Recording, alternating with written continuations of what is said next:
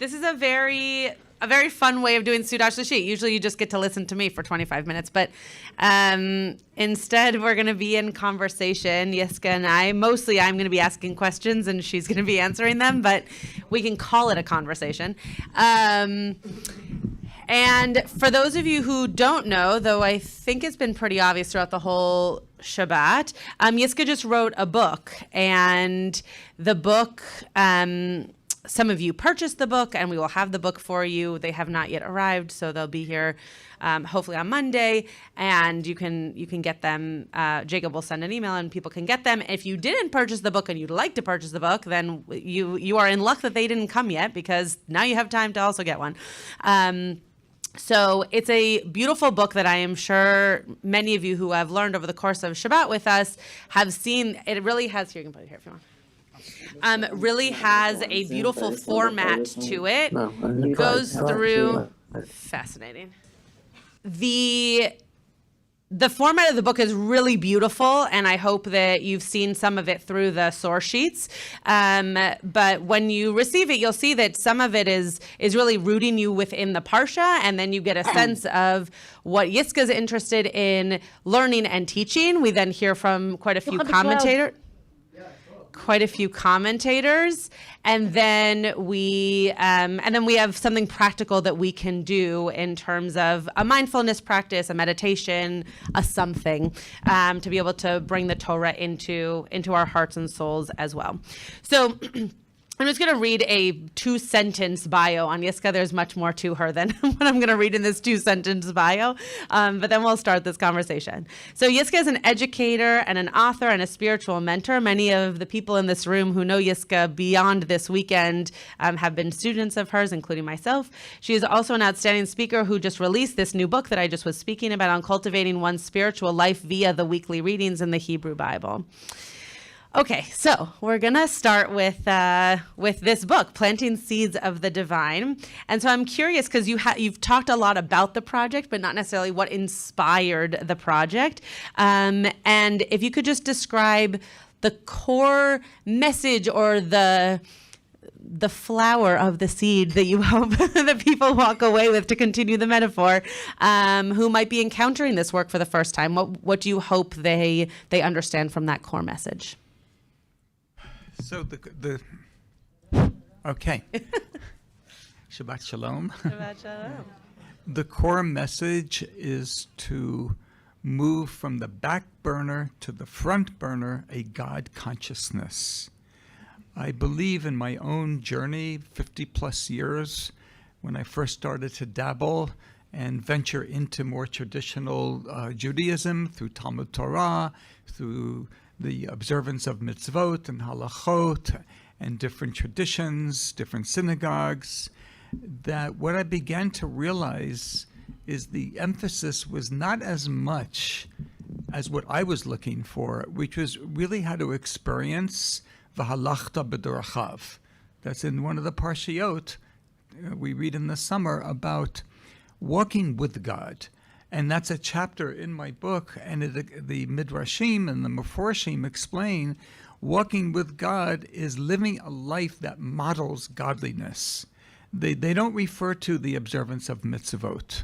They refer to what we call today cultivating midot, maybe stemming from Musar or something like Pirkei Avot, the ethics of the fathers. It's so when we walk out there in the world, the energy we put forth is an awareness and the embodiment of walking with a God consciousness and role modeling for ourselves and for everyone else what it means to really experience one's soul and the soul in others. I found, though, that that's what I was searching for. What I found, and there's no malicious intent here, and it's not that someone was intending to sway me or distract me, but I realized after 15 years in the ultra-Orthodox world, not only were my questions not answered, but the walking with the rabbi seemed to be much more important than walking with God.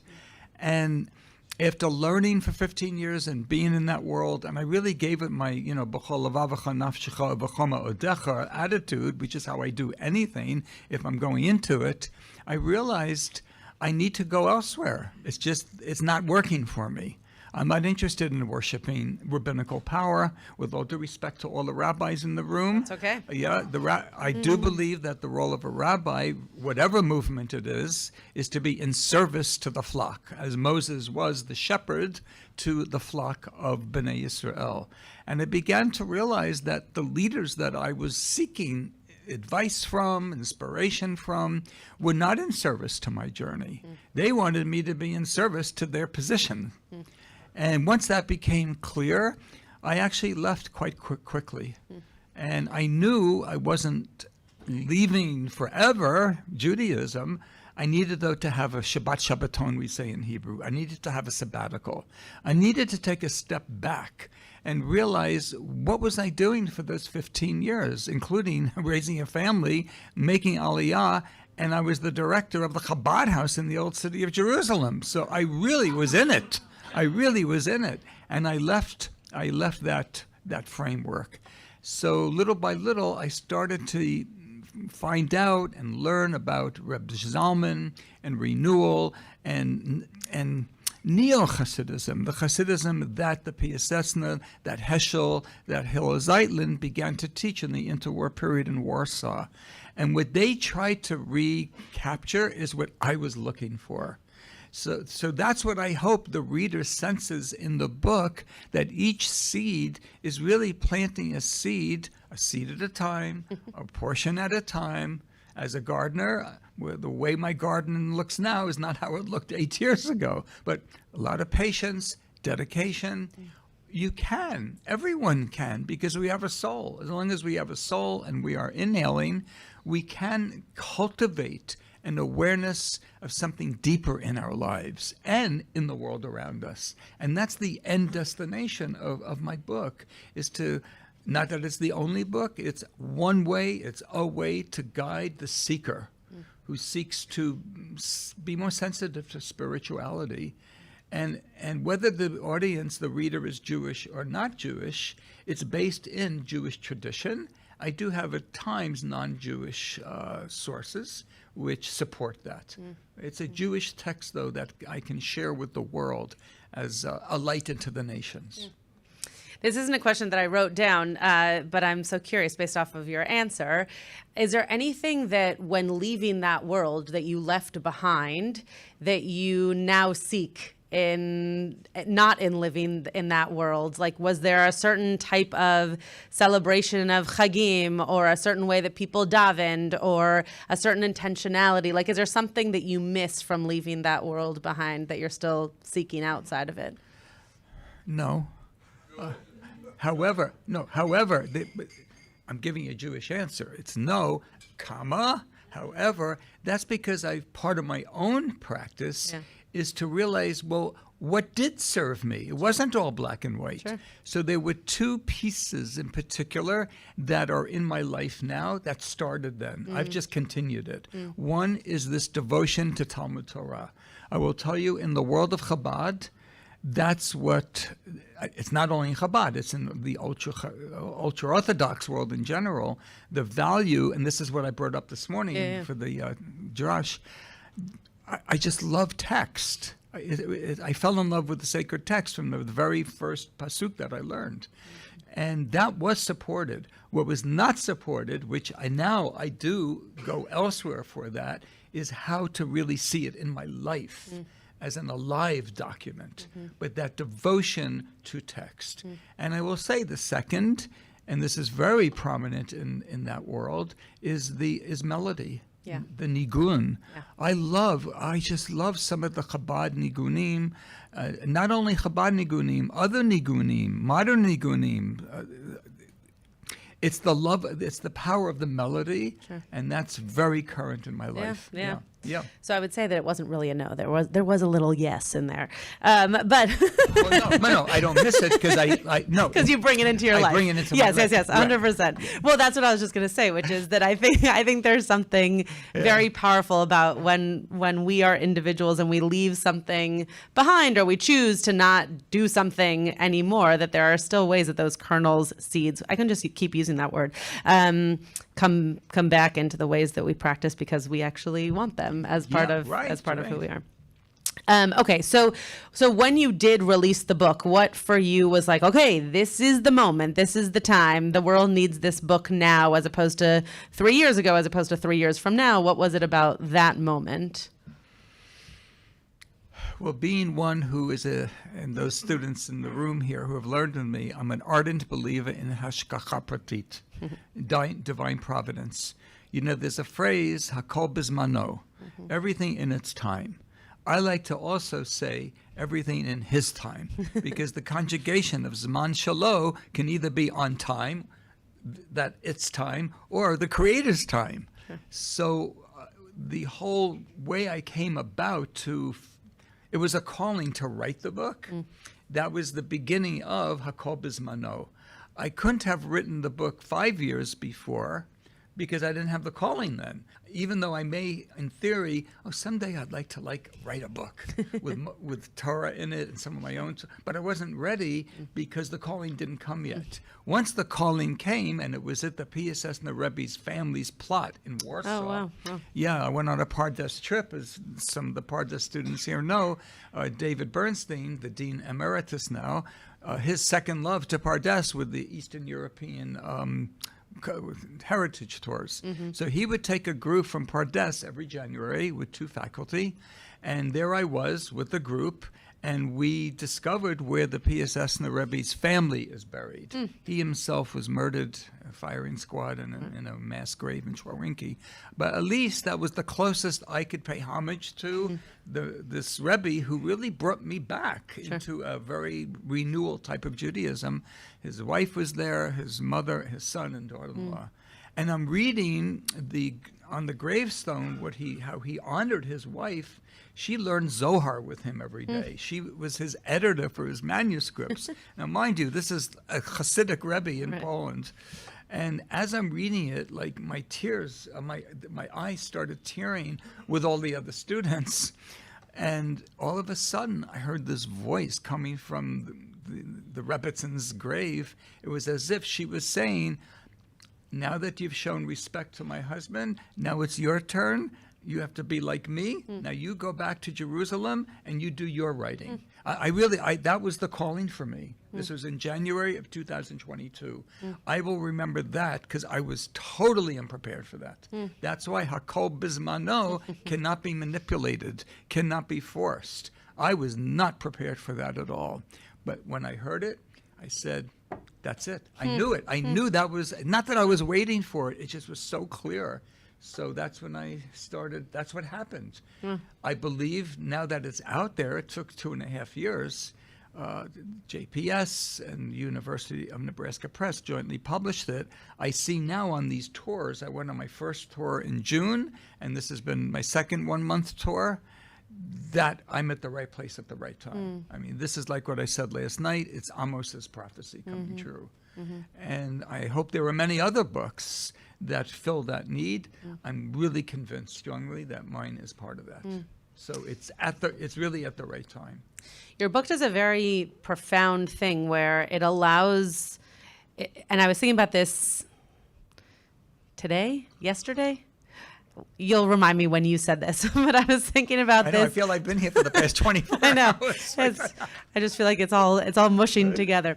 But your book does a profound thing of rooting us within the text, but then also rooting us within ourselves. And I think that speaking about this being the right time for this book, and to your point about how people are feeling this loss of spirituality or this thirst and this hunger for spirituality, sometimes it's hard for us to know where to find that spirituality. And so we need to know where to root it.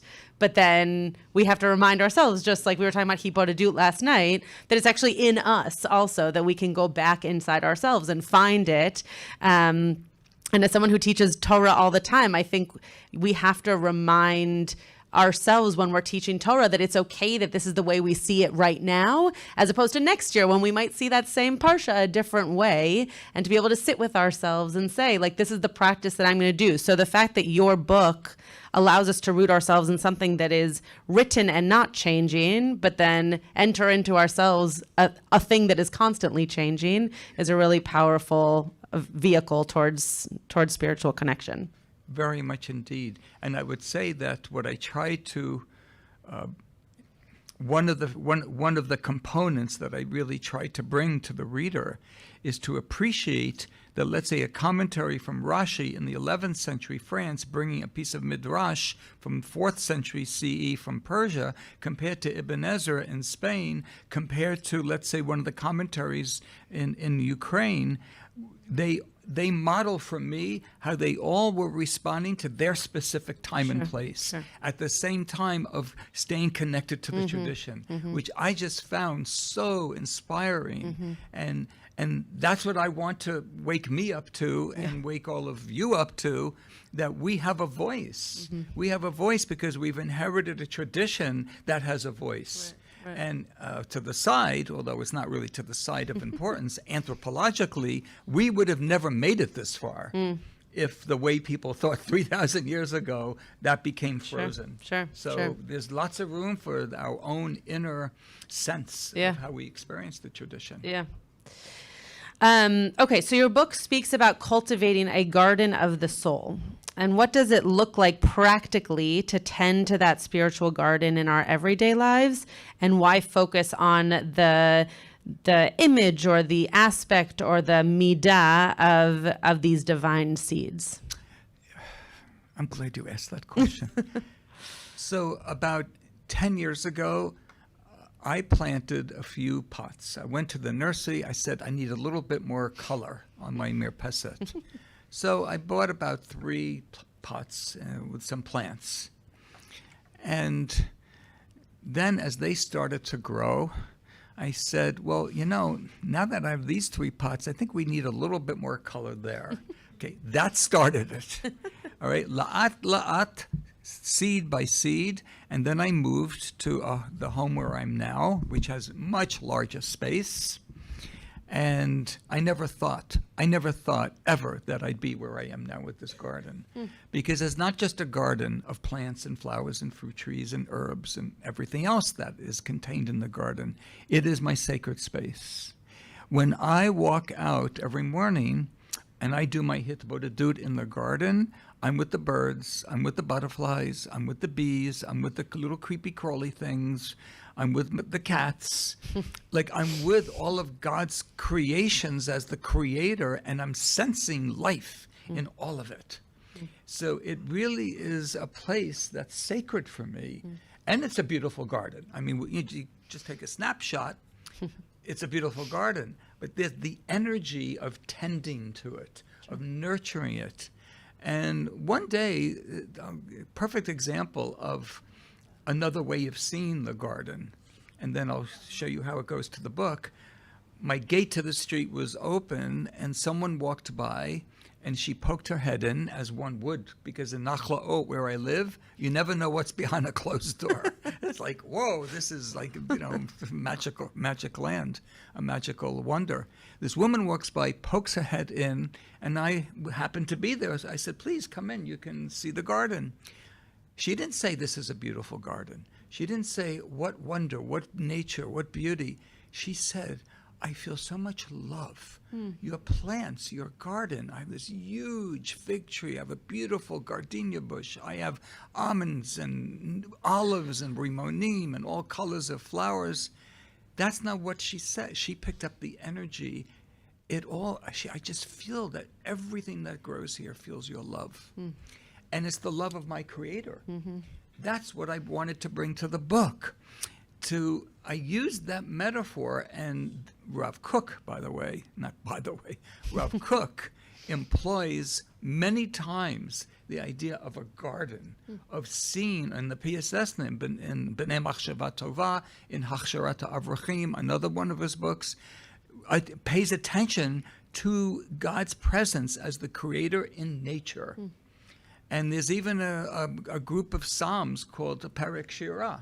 And Perek Shirah is 6 chapters, and within each there are different verses from Psalms that are the voices of the heavens, the earth, the sun, the moon, the rodents and birds, all kinds of nature that are praising God. So I realized there really is a connection to my dedication to gardening and Hashem's presence. So going back to your first question, I thought if somehow I could help people cultivate more of an awareness of the Creator, why don't I share what's doing it for me? It may not work for everyone, but it may work for a lot of people. Right. And I've gotten such feedback. All the book reviews, Jewish Book Review wrote an amazing, Jewish Book Council and Jewish Book World wrote wonderful reviews paying attention to how I employ the metaphor of the garden.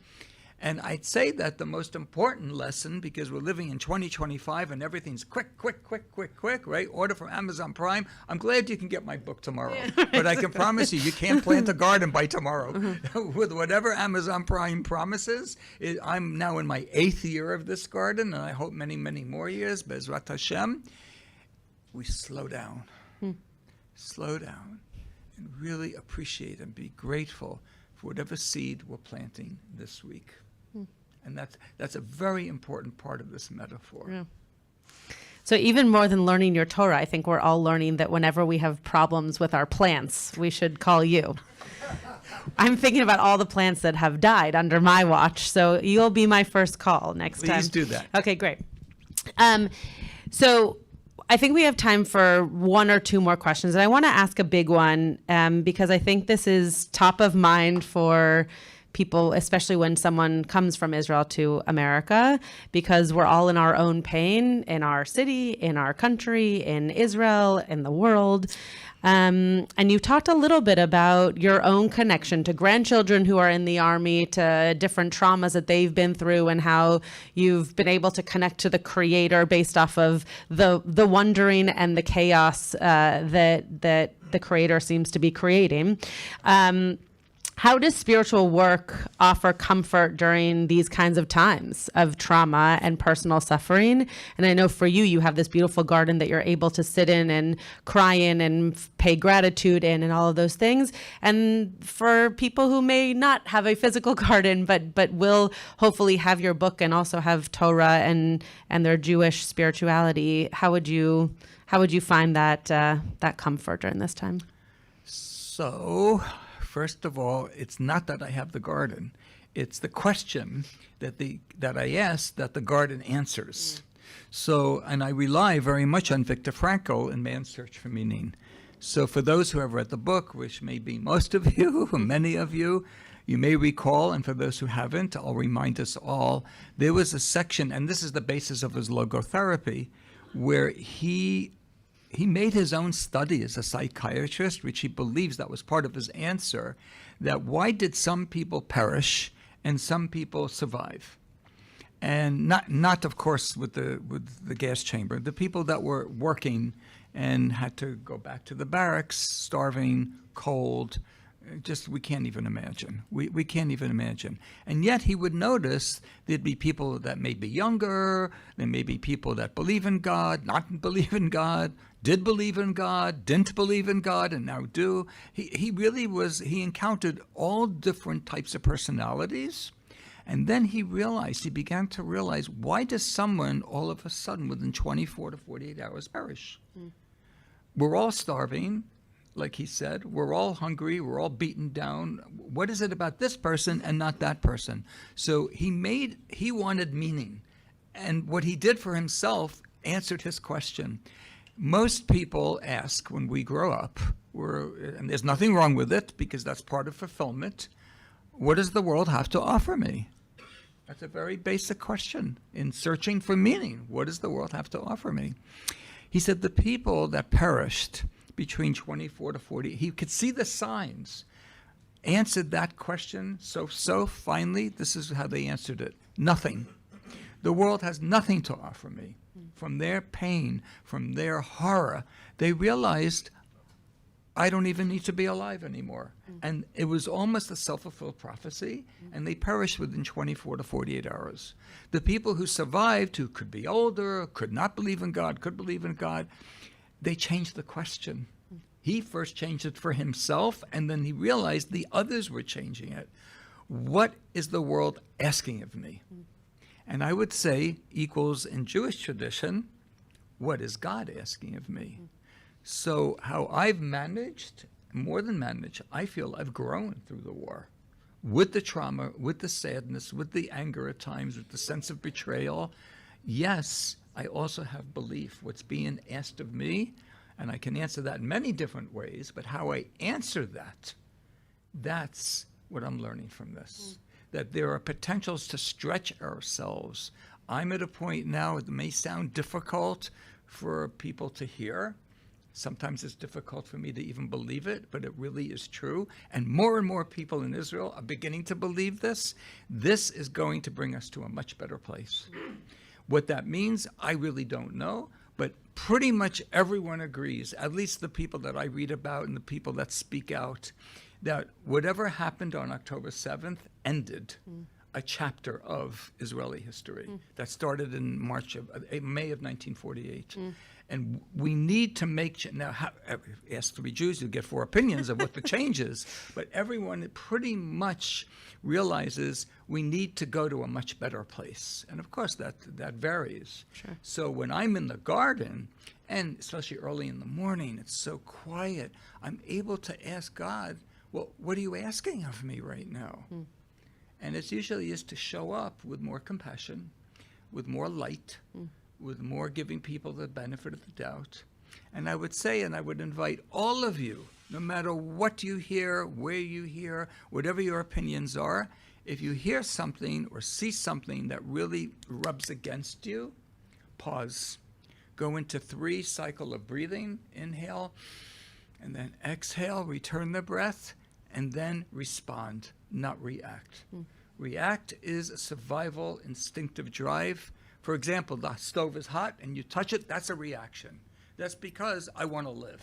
However, if someone is voicing something and it really is hard for me to hear, that's not the time to react. That's the time to respond, and to respond with compassion. So that's how I answer that. Yeah. It's just, it's amazing that there's even a positive, like you brought such positivity to that answer, which is such a difficult question, and there's so much positivity in your answer, and I hope that we're all able to do that. So could I just add one more thing to that? So one of my teachers, Rabbi Daniel Katz in Yerushalayim, during the pandemic, when there was a lot of severity, a lot of darkness, a lot of confusion, so he said, Chavre, there's one of 2 ways we can do this.